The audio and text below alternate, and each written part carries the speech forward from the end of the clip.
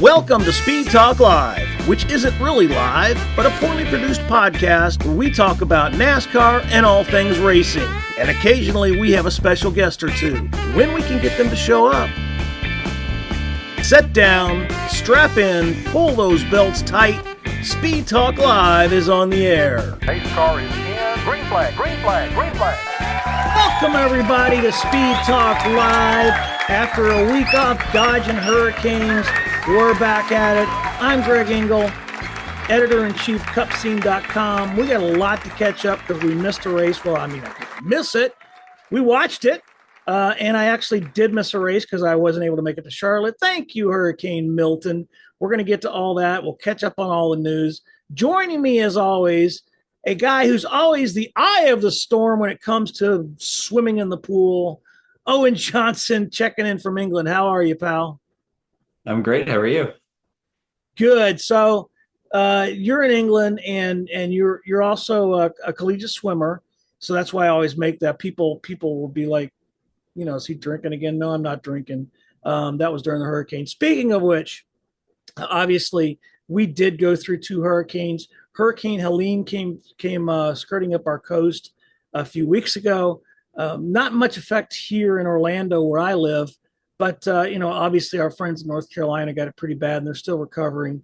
Obviously our thoughts are with them and all the great work the race teams have done to get supplies and different things to help them dig out. Former driver Greg Biffle, of course, has been a superstar, been delivering things up there, every day via helicopter.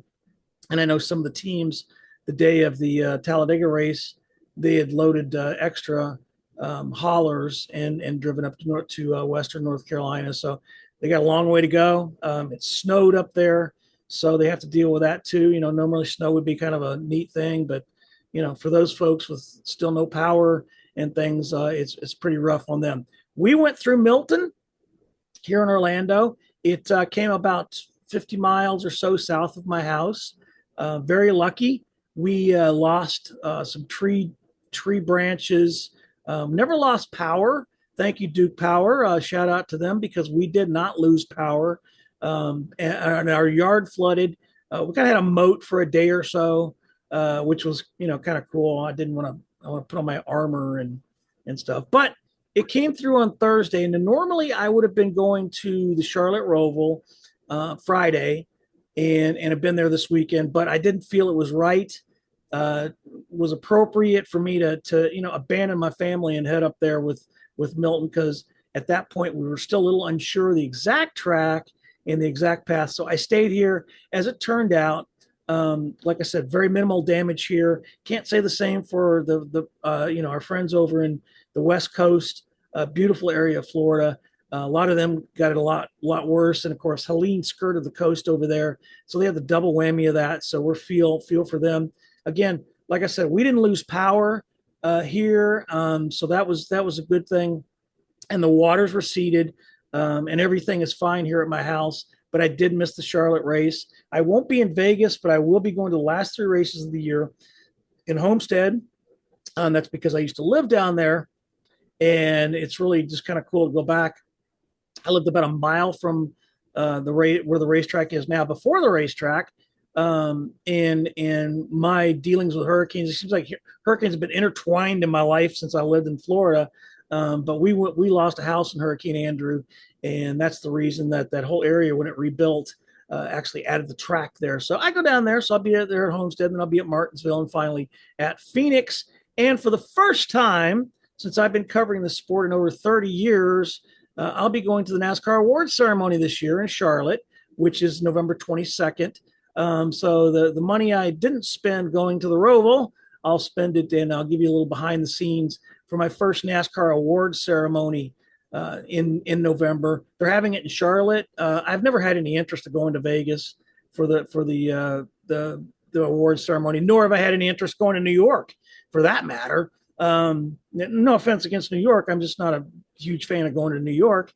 And then Nashville. My family owns some property in Nashville, so I kind of grew up there in the summers growing up. So Nashville to me is no big deal, but hey, it's in Charlotte.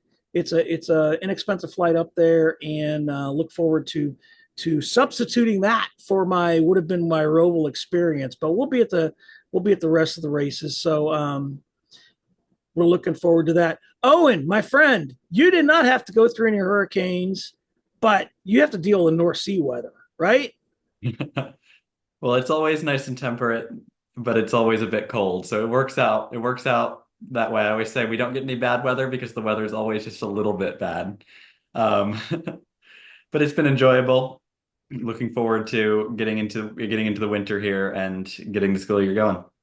Yeah, you can have the winter, my friend. Look, our winter is right now. One of the things about hurricanes, and this has been true for every hurricane I've ever been through. The weather afterwards is phenomenal because these things will suck all the moisture out of the air. I mean, literally. So today, the high here in Orlando, and it's in the middle of the afternoon, is 71 degrees. It's supposed to be in the 50s in the morning, and clear skies. This is the weather we live for. So hey, there's that side of it. Hey, but you didn't hear it. You didn't come here to click on this and listen to us talk about weather. We didn't cover the Talladega race, although I watched it and we both watched it. I thought it was a great race. It was edge of your seat stuff. I mean, there was packs of, four wide, three deep, and some great racing, a lot of high speed stuff going on. Then they had the biggest wreck in NASCAR history, the biggest of the big ones, which left a lot of people fuming, a lot of drivers fuming. And then Ricky Stenhouse Jr., which, you know what, we shouldn't have been surprised. Every track he's ever won on is either Talladega or Daytona. So the super speedway, and he came through with that. And I thought it was a great race, and was glad to see, that nobody got hurt. And obviously didn't want to see that big one because I know how much that costs the teams. What say you, my friend? Well, I think it's just a product of the kind of super speedway style racing we're getting right now, with the cars just pretty much three wide the entire race at this point. Part of that's a product of fuel saving. Part of that's a product of the new next gen not really being able to build the crazy runs that previous cars have been able to build. So it's kind of inevitable. I'm surprised we haven't seen wrecks this big yet, honestly, but that's just what we're going to get. And then when it comes to Stenhouse winning, it's yet another non-playoff winner winning in these playoffs. We've seen a lot of non-playoff winners. Chris Buescher won, Watkins Glen, for instance. There's been a lot of that. Ross Chastain even in this round. So I think it just indicates been a lot of parity. Yeah, that's exactly what I was going to say. It indicates a lot of parity on these teams in this next gen car because it used to be that the playoff teams would rise the cream of the crop, and you'd have playoff drivers winning, and we've got non-playoff drivers winning. So that was really cool to see. And then after this past week, obviously 2311 filed an injunction going back to the NASCAR lawsuit. They filed the injunction that will allow them hopefully to race without charters next year. I think they're hedging their bets. I don't think NASCAR would do that, but they technically could. But there were some interesting things that came out about that. There was an exchange of letters between the team and Steve Phelps, president of NASCAR, representing NASCAR, obviously. And it looks like NASCAR is not going to lay down on this thing. It looks like it's going to be pretty contentious. The next court date for them is November 4th, when they're going to hear stuff about this injunction. And I know you, future lawyer, what were you thinking about that? Well, I've listened to there was a great podcast on Bloomberg this week talking about the realities of American antitrust law. What I thought was really interesting, my big takeaway from hearing the lawyer, who I believe was a New York University professor of law, is that, however much NASCAR is accused of bullying and however much that might be of merit in the suit, that's not what antitrust is about. Antitrust is about anti-competitive practices, pure and simple. Whether NASCAR is being a fair partner, it doesn't really come into it at all. So I think just framing that narrative of, is NASCAR giving the teams fair competition? Or is there an alternative sanctioning body for them to go to? That's the question, not is NASCAR fair in the process, whether or not you think they were. I mean, obviously they have a contentious history, and we're not going to dive too deep in this rabbit hole. But they tried to form a union a couple times. That didn't work out for them. And at the end of the day, NASCAR is a private company. It's owned by the France family, and they're going to do what they're going to do with it. And I hope they work something out. I'm sure they will. I'm sure they're going to sit down behind the scenes and closed doors, and they'll figure something out. The thing that's going to be interesting to see is how that will affect the other teams that have signed the charter. Are they going to have to make changes? So it's still going on. And like I said, it's a rabbit hole that we could do a whole show on, especially with a smart kid lawyer we got over here. But yeah, it's the next shot has been fired, and November 4th will be the hearing on that. So the other big news, obviously, Hailie Deegan, who we haven't heard from in a while, moving to IndyCar, going to the Open Wheel Series, and she's signed for the NXT, which is like their Xfinity series in the IndyCar world. So we'll look forward to that and see how she does. I know you got some thoughts on Hailie Deegan's big move to IndyCar. Well, yeah, I think you're exactly right that it is the Xfinity series of the IndyCar ladder. It's the highest series on the road to Indy ladder, which is their sort of development series group. And I think it's a big move for her to jump straight into the series just below IndyCar with no open wheel experience. Now, she's done a single test session in an F3 car that she posted to her YouTube channel last month after losing her AM racing ride earlier this year. But other than that, I'm not aware of any open wheel experience she has. So I wish her the best. And I stand by my claim that I've made a couple of times that she's very talented. And I think she proved that in SRX last year. But I think it's going to be a big hill to climb with some of the caliber of competition and the experience in open wheel from some of the other drivers in that series. Yeah, I concur with you. I think she is very talented. I think she just needs to find her niche or team. I mean, I think NASCAR is probably done with her for now. But I hate to say that because we need that in NASCAR. I wish you could have found a team that shows some better performance, but we'll see. Long way to go. She's still a kid, so she's gonna do. She's gonna not give up. That's the important thing. So anyway, we moved to the ROVAL. I was disappointed, like I said, not to be there for the first time in about over 10 years, but I didn't miss anything too much on the track. Larson dominated, led almost every lap. It was a lot of laps. It was his domination, and whenever I see that, just like when he did at Bristol, I think it's fun to watch because I've also seen where he's dominated and lost before. So you never know till it's over. But it was cool to see. It was cool to see the cutoff, and after the race with Logano being out, two-time champion, and Alex Bowman being in, and then all of a sudden here comes post-race tech, and you can always tell when you're not at the track, okay, and you're covering these races from far. If they usually send the points reports and the results pretty soon after the race. When you don't get those right away, and you start to see the delay in that, and you're not at the track, you start to know something's up, because they don't sit around and nobody forgets, oh, did you send those out? Not, I thought you. No, there's something going on. So we kind of got an inkling of that, and then late that night, there it comes. He was DQ'd because of weight. It didn't meet the weight standards. NASCAR came out and talked about it, said they gave him chances, and they did. But of course, that meant Joey Logano was in the playoffs. And we had a meeting with him this week, a media scrum, and he was asked what his reaction was when he heard that he was being disqualified, that the 48 was being disqualified, and he was into the round of 8. Yeah, I mean, I was obviously surprised. I heard rumors before that of delay in tech and some of those things going on. Usually nothing happens, and was kind of surprised to hear that. I mean, typically by the time you roll a car off the scales, they give them the opportunity to put weight in the car is usually fine. But in this case, that wasn't the case, and I'm like, well, would we be in? That's the first question you have to ask, and obviously the answer was yes. And then you're still kind of cautiously optimistic because you're thinking, well, there'll probably be an appeal if there is, and we may not know till later. So you just kind of keep going on with your life and preparing for the next race. And obviously news came out yesterday they're not appealing. So we move on and they're around 8 and off we go. So he gets a second chance to, after he left the track that night, he's thinking he's out. He gets a second chance. So what does he do with his second chance?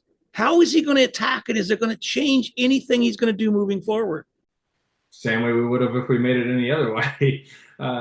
You go out there and you attack. The positives, I feel that, we've been steadily getting better and improving throughout the season to where we are now. I feel confident in the speed we have in our car. Kansas, we had a lot of speed and almost won the first stage there. We had to clean up a couple issues on the execution side. Talladega's Talladega, right? We got caught up in the big crash there, but the speed we also had this weekend at the ROVAL looked pretty solid to me, to where we were championship 4 caliber race team. So the stats may not look like it. We may look like we're underdogs from the outside looking in, but I'd say internally we feel very confident in our race team that we can make a run at this thing and get ourselves into championship 4. And we've seen it in the past where you get in there, anything can happen at Phoenix. So the goal right now is look at the next 3 races and how do we maximize that? We can point our way in. We're only 11 out, so it doesn't. That's not a lot of points by no means. It can happen very quickly. So one race at a time. Right now, the focus is at Vegas, and we'll try to maximize the day there. And it just caps off what has been a surreal year for Logano in the NASCAR Cup Series. It's NASCAR, man. I don't know what to tell you. Just expect the unexpected, man. It's just you got to go, just roll with the punches and go with the flow, and just continue on. I feel like these days, more and more, there's just seasons like this. There's just more crazy things that can happen than ever before, and a lot of that's due to the next gen car. But it just seems like the simple, like last night I was putting my son to bed, and he likes reading those like yearbooks on how the season went. We were reading one from, I think it was 20 or 21, I'm not sure. You start reading the finishing order, and it's like the top 10 was almost the same every weekend, same top 10 cars. And now, like, you look at the top 10, it's different every week. Like, there's people in and out of that thing. It's not like you're clicking off 20 something top 10s, and there's 10 cars doing that throughout the year. Like, doesn't happen anymore. Just the game has changed. This car has completely changed everything that we used to know about NASCAR. And now, like I said, I just go with it because it's just the craziest things we do now, right? Even if like you look at just the way we race on the track, the tracks that we go to, you name it, it can happen. All right, Owen, what's your take on all this fun stuff? Well, I just want to wrap up the other drivers who were actually eliminated besides Alex Bowman. Obviously, it took a little bit longer to find because out he was on. I do have to mention, of course, the one thing, the caveat. I'm getting old. The one thing before we talk about who is out besides Bowman, they decided not to appeal, which I was kind of surprising to me, because Hendrick was going to have all 4 other cars in. Jeff Gordon said on Sirius XM satellite radio that they were pretty embarrassed by it. So something happened there. I don't think it was an intentional something to cheat. Something happened, and they decided not to appeal. Okay, we can talk about all the stuff you got, because I know you're smarter at this stuff than I am. Well, we just got a list of the other drivers who were eliminated. So that is, besides Bowman, Daniel Suarez, Austin Cindric, and Chase Briscoe. Cindric was able to put up a fight at the ROVAL. He finished 4th on the track, but he really kind of came in knowing he needed a win and just didn't manage to get that.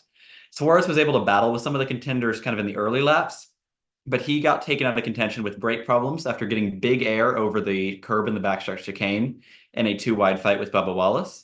And then Briscoe just never had a chance at COTA with the tire problems he suffered, and then steering problems that took him out of the race, and in a difficult week for him, out of the car entirely. But a really strong playoffs for Briscoe, able to get in right at Darlington on the last possible chance and make it still into the round of 12.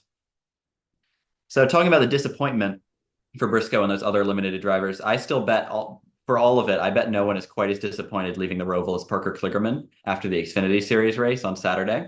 He was about to cross the line and see the one to go when NASCAR threw a caution for a car in the barriers that had hit about a half a lap earlier. And the caution came out within a few feet, just right before Kligerman was about to cross the finish line to start that last lap. Sam Mayer got the win, so good for him in the overtime, but really bad luck for Kligerman in his retirement season, going for that first Xfinity win, and not a great call from the officials in my book. I agree with that, but they also came out this week Elton Sawyer did come out this week on Sirius XM and said that they should have called it sooner. It was the angle that the car was under the barrier, and they didn't realize why, what was going on when they saw the unsafe condition and the car was under there. They threw it. So I think it was a good, it was a good call. The timing was terrible, but it was a good call in the end. I think it was done for safety. Kudos to NBC and CW in this case for replaying it and showing it exactly how close it was, but showing that the yellow did come out before he crossed the line by a clear margin. It wasn't, by inches. It was by a couple feet. So, kudos to them. But again, I'm like you, heartbroken for Parker Kligerman. It would have been such a great storybook chapter to his final season for sure. Yes, and it definitely should have been a caution, like you said, for the safety issue, if nothing else. Just a shame that it got called right there for Kligerman. But then just to wrap up, Charlotte, I thought the changes to the track that NASCAR made were really good. And credit to NASCAR, in addition to making the changes going in, to also reacting to driver concerns throughout the weekend and changing some of the corners by lowering the curb heights after the Xfinity race when the Cup drivers complained about the intensity of the hits. The hairpin turn 7, the biggest change, allowed for a lot of moves throughout the race. I was worried it was going to be something like turn 1 at Coda, where the field all bunches in together. But I thought that because it was midway through the lap rather than right at the start, even on the restarts, the field was able to get spread out. And so there was only one real bottleneck throughout the weekend with the car turned around, going the wrong way. The rest of the time, it was just good moves, some intense racing, but good moves. And for someone who would generally rather go back to the Charlotte Oval, since the ROVAL has first appeared, I really enjoyed this race. I thought the intensity was high, and I thought it was overall good racing, especially on the new layout. Yeah, and I know most people, we were talking about that was going to be a calamity corner, that turn 7, but it turned out not to be. It really was cool. And I'm like you. I think the intensity was ramped up. I think we could see 2 oval races at Charlotte a year. I think I'd be fine with that. But I also think that having the 600 in May and keeping the ROVAL in the fall makes both races more special. Obviously, the Memorial Day race, the 600, the longest race on the NASCAR schedule. And I generally like the ROVAL, and I think it kind of flips it on its ear. We've got a mile and a half here at Las Vegas this week, so NASCAR's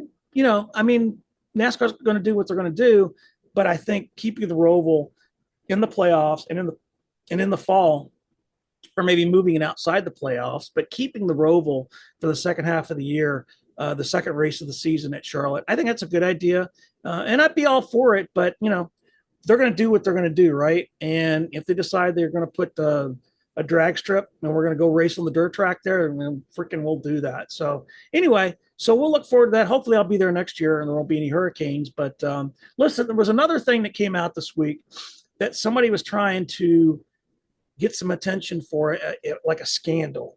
There was some talk about a team member at JGR was trying to shop intellectual property, which was some setups for cars around to different teams, and using that as a carrot on a carrot stick, trying to maybe get a better job somewhere.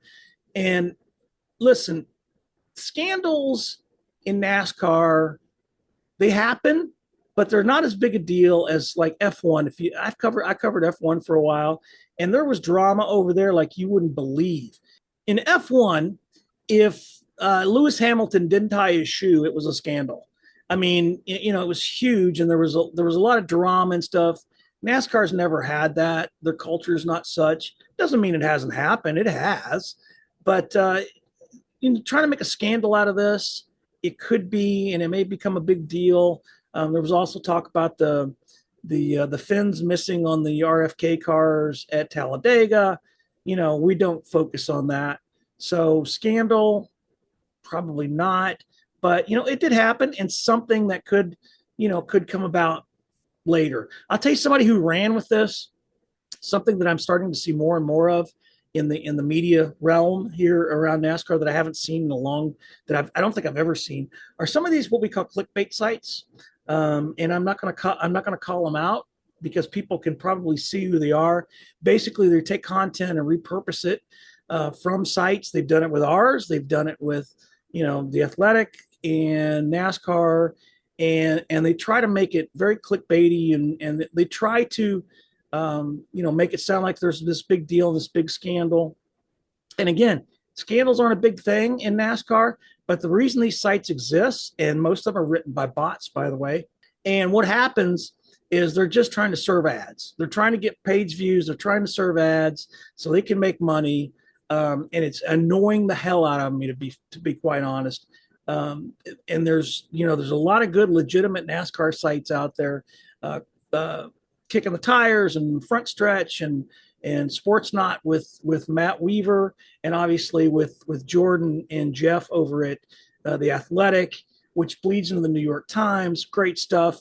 But then you got a lot of these sites, their only existence is to serve ads, make money, and try to stir up drama where really there is no drama. But there's something else in the media space I know you wanted to talk about. Well, I'm glad that the media space is finally big enough for NASCAR to be a source of clicks again, but that definitely is not the sort of clicks I want NASCAR to be getting. But one thing I found interesting last week was from Adam Stern over at the Sports Business Journal. He reported on rumors that the CW will potentially call Xfinity Series races from NASCAR's brand new Charlotte studio, NASCAR production studio in Charlotte next year. We've talked about that studio before and NASCAR Productions. And the sanctioning body has invested really heavily into the new state-of-the-art facility and will actually be producing some of the CW's content. We know that from there. And if this is what happens, if this is done virtually, it would mirror the arrangement for the Truck Series, where NASCAR Productions handles the video feed at the track, and the Fox or FS1 announcers are in a booth at Charlotte. Now, it doesn't mean it's going to be popular, and it hasn't been popular for Fox to do so. In response to the rumors about the CW going virtual, Dale Jr. tweeted, "I hope they do not." And I think that's a sentiment a lot of NASCAR fans echoed. It really does add something, I think, to the broadcast to have the commentators at the track, if nothing else, able to talk to the drivers in the media center during the weekend and things like that. And I would like to see the CW have that investment into the product. Yeah, and of course, Dale Jr. tweeting is like Jesus coming. So yeah, we carry a lot of weight with what he says. Interesting fact: years ago, when I worked for Fox Sports, when we had Speed Channel, I actually got to watch a race being called from the booth at Fox, and I mean in their studios in Charlotte. And I didn't like it. They got a lot of screens and they see a lot of what's going on, but they're not there, and I think it's a totally different experience when you're calling it for fans to be at the track, to feel the rumble under your feet, to see the crowd reactions, because it's a lot different. I certainly hope, I get it in part because it saves them money, but I hope that's not the wave of the future. But, sometimes I think if it was up to me, I'd still be getting a newspaper every morning. We just have to roll with the times, right?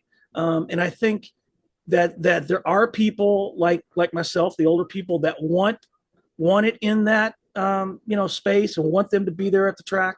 But I think these younger folks, not all of them, you're not included in this group, but you're seeing people who grow up with this, right? So that's just the way it is to them. So it may be accepting, but we'll see. Something else that I did this week was talk to one of my favorite drivers. I got some time to spend with Bubba Wallace, and of course, the biggest life change he's had is the addition of his son. And I got a few minutes to spend with Bubba this week, thanks to McDonald's. But here's my interview with Bubba Wallace, again, one of my favorite drivers, and I was eager to talk to him to see about how he felt about becoming a father. All right, so I'm welcoming one of my favorite drivers today, only because he's always so generous with his time, and I really just personally like the guy. So let's welcome driver of the number 2311 Toyota, Bubba Wallace. I screwed that up. Hey, Bubba, how are you, pal? I'm all right. How are you? Good, man. I appreciate your time. I know satellite media tours are not probably your most favorite thing in the world, but about a week ago, you gained a new favorite thing. And I know people told me before I had my first kid, my daughter, and they told me that it's going to change your life. It's going to be like the before and after, and it's really going to be a big deal. And I was like, yeah, whatever, just trying to get through it. But when I remember holding my daughter for the first time, it really did change my life, right? It was a defining moment where it was like BK before kids and AK after kids. Did you have that kind of same experience? Yeah, I mean, I was talking to some people this weekend at the track, and they were talking about, it was a couple, they were talking about wanting to have kids in the next couple of years, and time was ticking. And I'm like, yeah, we were always saying, life's over and things are going to change so much, and which they have. I mean, don't get me wrong, we got to wait on little man hand and foot. He wants to feed every 2 to 3 hours, sometimes cluster feed for 5 hours, right? And so that has changed. And we went to brunch the other day, and my man's passed out for the last hour and a half, sitting there. We're having nice talk at the table, and as soon as the food comes, he is wide awake, screaming, wanting to feed. And it's like, oh man, like, sorry, mama, like, you got to wait to eat. Now he's got to eat. And so I thought that was funny, but also interesting. And it even happened again last night. He's been out for 30, 45 minutes. Food gets there, wide awake. And so I was like, all right, I'll put your stuff back in the microwave and wait. And so, things have changed, but it's just a little different way of doing things now. It takes a little bit more time. I say add on 15 minutes to what you previously would do. You're going to be 15 minutes late, and that's okay. You got a pretty damn good excuse. But it's all been great. It's all been fun. He's healthy. Mama's healthy, so it's good. And my milestone, I remember the first milestone. And it wasn't when my daughter walked. It wasn't when their first words. I mean, I remember all that, of course. It was the first time we could leave the house and not take the freaking diaper bag. You know, I mean, that was like, hey, we didn't bring the diaper bag. We didn't bring the stroller. But I mean, beyond those day-to-day things, right? The 15 minutes late, and he wakes up when you're going to eat, and that's okay. How has it changed your kind of perspective, your perception of life in general, and put everything into kind of a different perspective? Yeah, racing comes second now, and that's I don't say that easily, because for the last 29 years, no, not 29, 21 years, 22 years, has been all racing, right? And marriage came, and that was a great head to head there of, you showing up to be the best husband you can be and provide for your family then. Well, now, you got a little one here, and I climbed out of the car after a great weekend at the ROVAL. And as soon as I got back to the bus, none of that mattered anymore. He was, I think he was either awake or he just laid down or something. I don't know, but that's all that mattered. I asked my wife, how was he? How was she? And nothing else mattered at that point. And I thought that was refreshing. Even good races and bad races. Now the adrenaline is still there. Like I was wired when I got home. And so I think the time when they went to bed, I got that hour or so to think about what had went on, but it didn't matter. On our way home, little man was crying, and you would think it would be stressful, but it was just something new.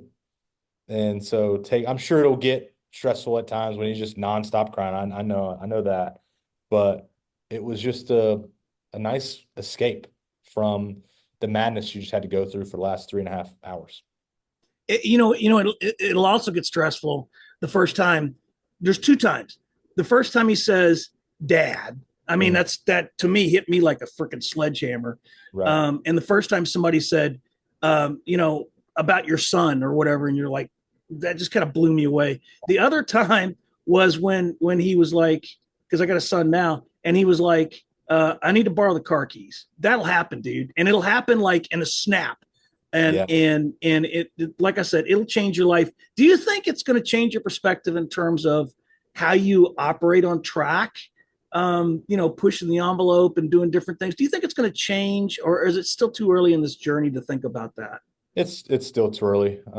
Being here at 2311, I got all these employees. Tyler and I have all these employees relying on us, and and putting their trust into us. And so you feel an obligation as soon as you strap in. And then you have to balance out, the mindset of, hey, I need to provide for my family at the same time.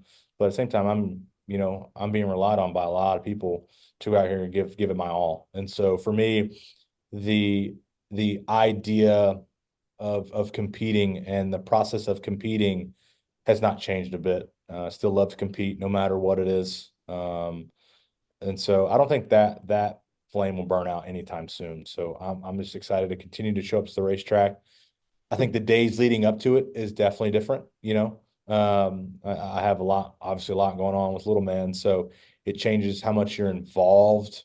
But it doesn't change how much you show up and give that 110% effort each and every weekend. I love how you call him little man. That's really cool. Yeah. We all have our own thing, but let's talk about this sponsorship thing.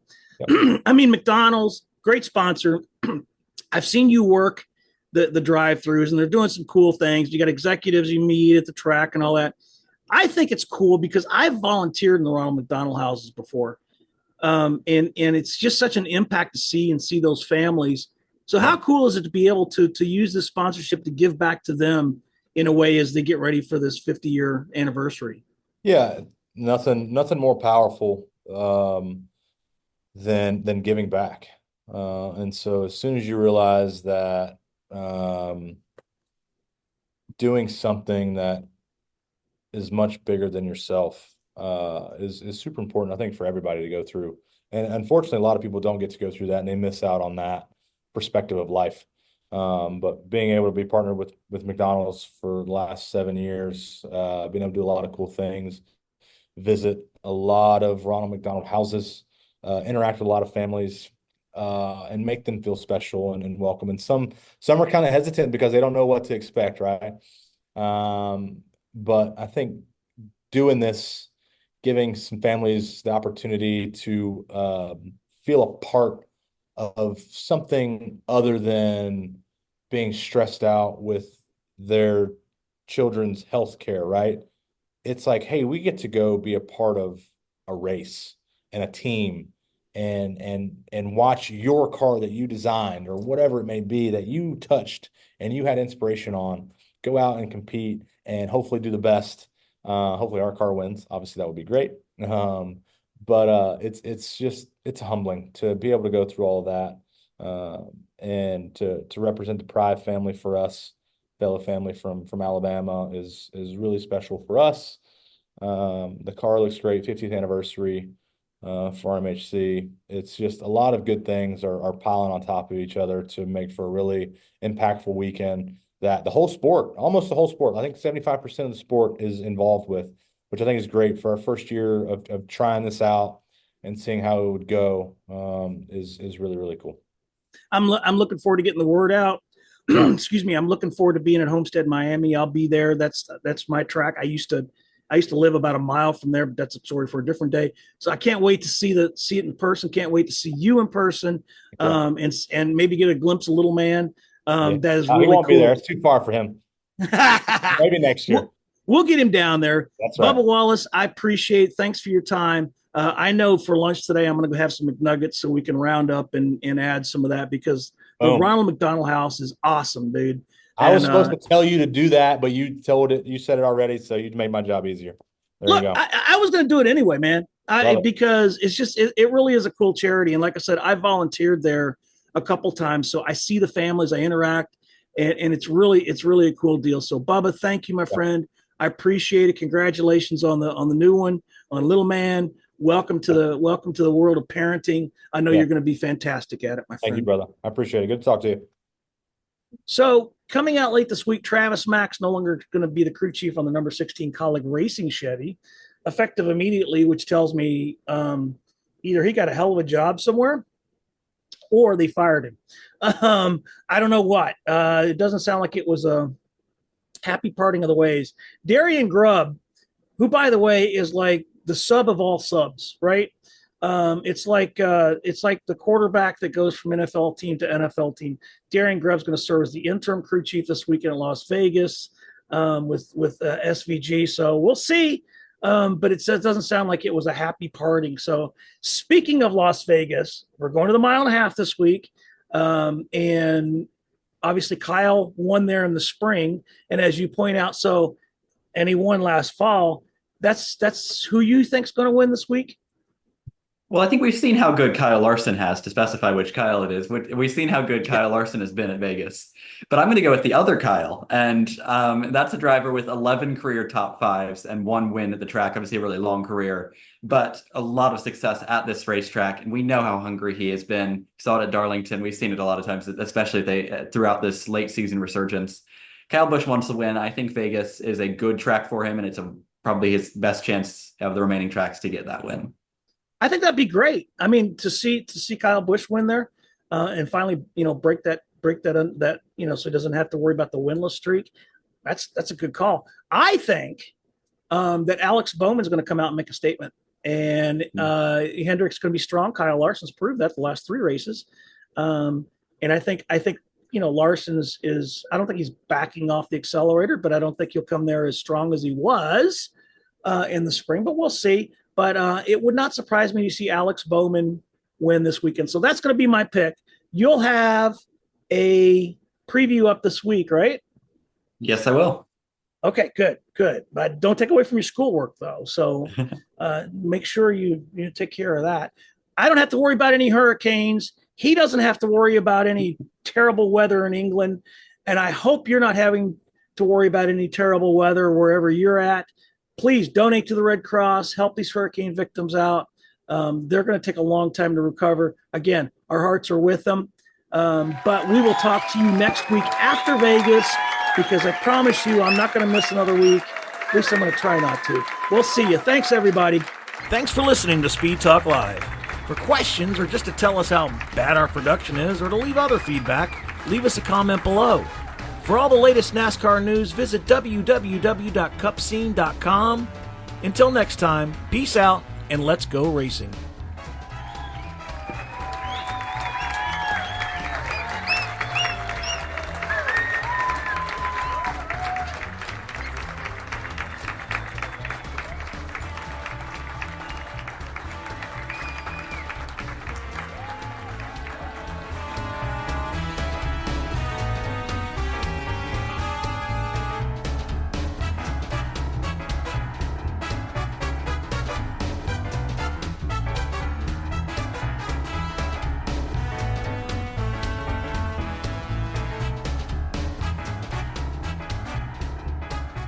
All right, there's the checkered flag.